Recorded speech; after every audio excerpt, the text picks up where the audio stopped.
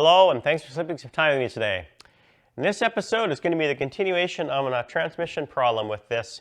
Not sure what's exactly going on. If you look at a previous episode when I started this, I didn't know if it was going to be linkage issues. It still could be. I did some cursory checks of that. It didn't show up really apparent to me, so I got to go further and remove the transmission. That's what this is going to be on this episode, is pulling this transmission and going from there. So let's get to work.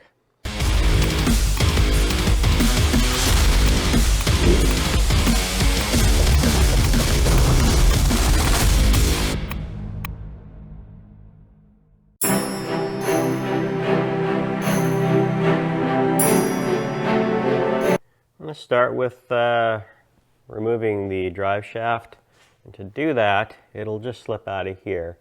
So I'm going to come back here, and on this U-joint here, universal joint, I am going to take these little clamps out, and then it should just drop off, and then I can pull it out. So let's get to work on that. This is obviously very dirty. I'm going to try and replace this pinion seal as well. That was good practice to make everything back together the same, just in case it's got a little bit of a balancing thing that's going on with it. I am going to basically mark how I've got it onto this yoke so that when I put it back together, we're the same. So I'm just going to take a little pointed punch and do a little stamp.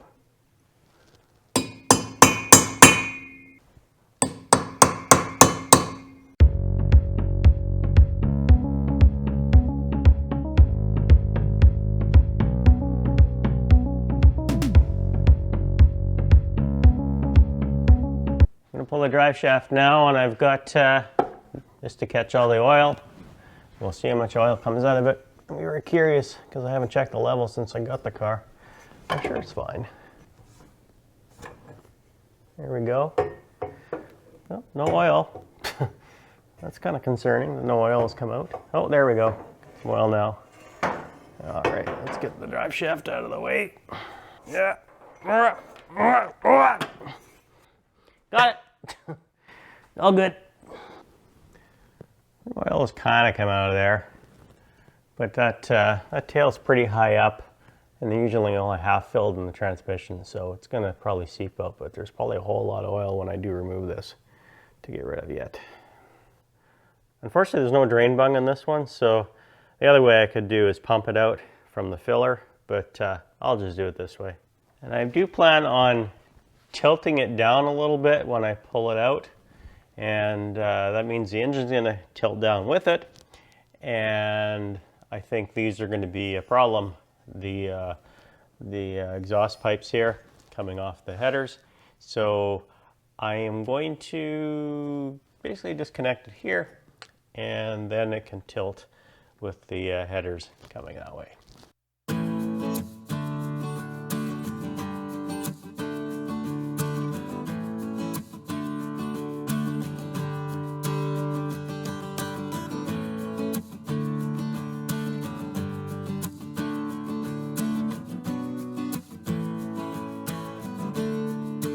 This is the reverse light switch. This is a speedometer cable to disconnect.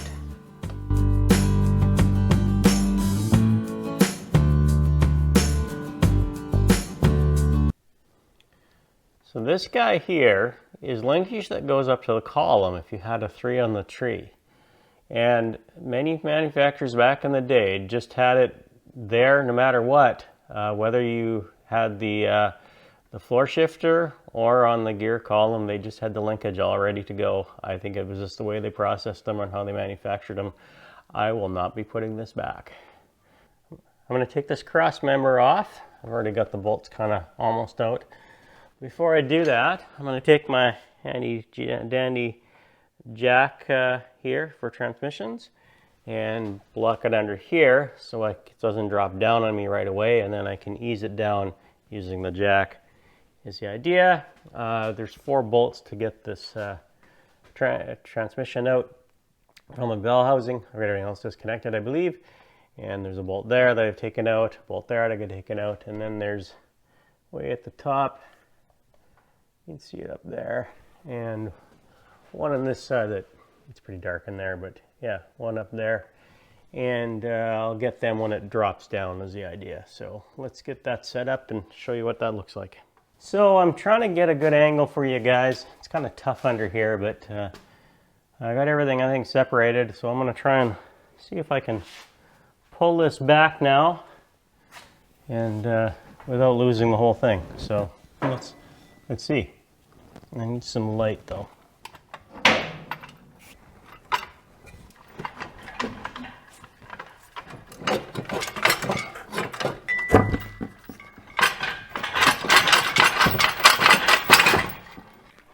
Okay, let's take you over here. Things a little dirty here, but there she is. I think I really need to degrease this thing, clean it up. So when I test here, and let's see if I go, that's reverse, which works fine. Neutral, first. Back to neutral, that's working fine. And now we'll go to, that's third, and that's second. And they're working fine. So I think the problem is in this mess. And I noticed there's a little wire in here, nothing to do with the issue, but something left over from something. It's not the reverse switch, because that was a different thing. So if I kind of lift all this up, I mean, it's very rusted in here, and it could be just binding and needs some lubrication, but I need to clean all this up. Let's start with that and go from there. You also want to look at, you know, exactly what model this is. There's a plate there I'll have to decipher and scratch away, and there's some codes here as well once I get it cleaned up. So let's start with getting that cleaned all up.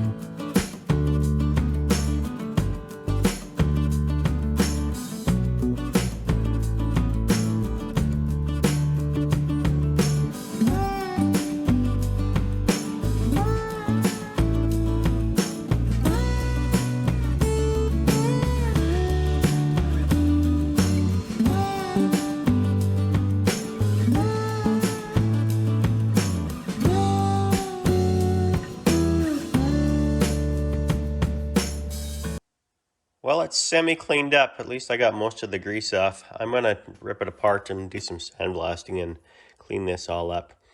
And I might give it a coat of paint. But I did do some research, and these top-loader transmissions, Ford typically never did paint them. So they just leave them looking as cast iron. So just to protect it, I'm going to do a cast iron paint. That's what typically people do, just to protect it and still make it look like it was from factory. Have a look in here, and you can see why it's called a top loader is because everything, you look in and go from the top in. So looking at the gears are actually in not too bad a shape. You can see there's a little chip out of that one. I got a few of the gears on there that, I can't find them. All right, there's another one right there. So there's a few in there that are chipped up a little bit, probably from grinding a bit, but I think it's fine. I'm going to probably use this as is. And when I'll just show you how it looks like when you shift on this 3-speed, which it is shifting. So there's a little detent ball here where the spring is that the top case actually compresses. So you need to push that a little bit to find your detent. So if I go into what's called reverse, you can see it go there. And you'll see if I turn this, we'll say clockwise, you can see that it goes in reverse, the way it's turning here. And when I go to first, then you can see that it turns the same way. So if I go to neutral, and then I gotta try and find, let's see, this is second, right there. And then I'll go to third.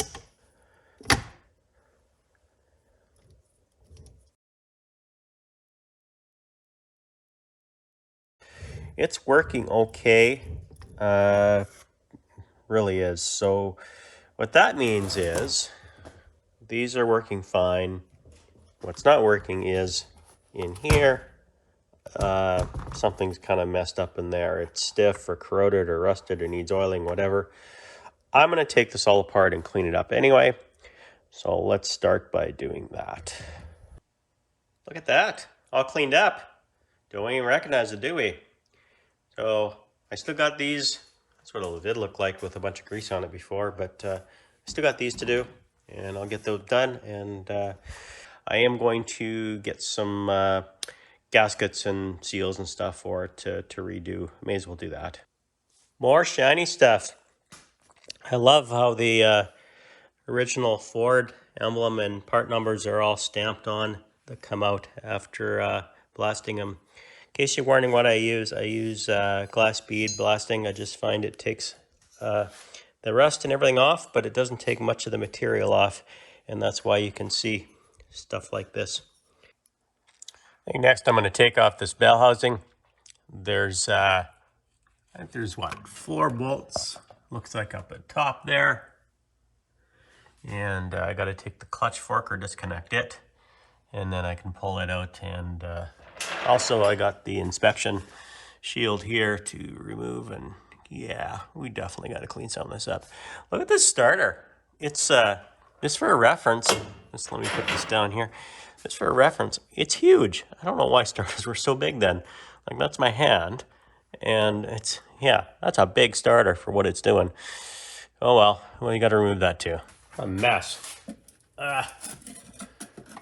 You know it's bad when you're using a putty knife to remove your oil. Look at this. Oh.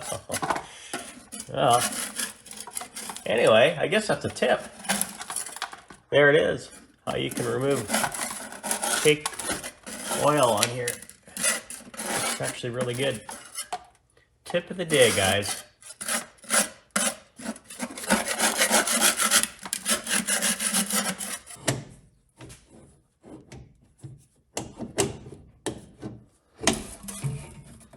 And there's the starter out. Something else to show you guys is this is the starter positive cable that came off it, and it, as soon as I touched it, it more or less disintegrated the insulation on the wire. So we definitely need to replace that too. More to do. First we'll get this whole bell housing plate, whatever they call it. I thought it was an inspection plate, but it's actually more of a whole cover part. So that's got to be disconnected from the bell housing on this side. Now let's see if this puppy will come out now.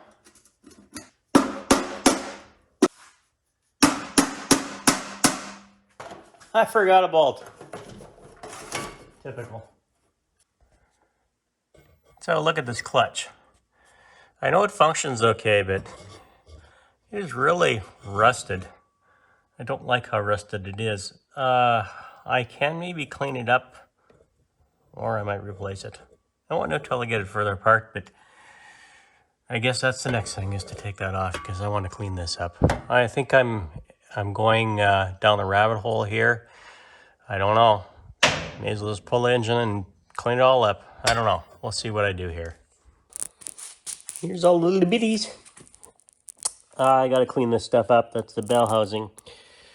Flywheel. Looking at this clutch. I don't know if you can make it out, but we're almost hitting the rivets here. I'm almost wondering if this is the original clutch in this car, which is pretty crazy if it is, but Given the state of it, it's very possible, but yeah, it needs replacing. So I think I'm going to get a new clutch.